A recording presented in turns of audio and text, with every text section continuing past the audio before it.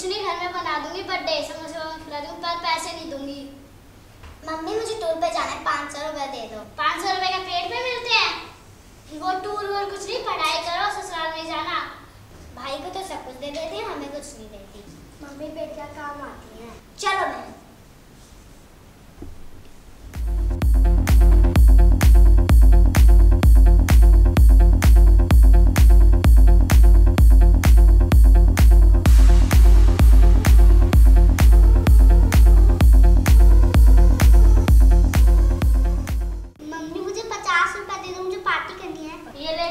अपनी बहनों को मत बताइए, मैंने उसको दिए नहीं है दोनों को। क्यों?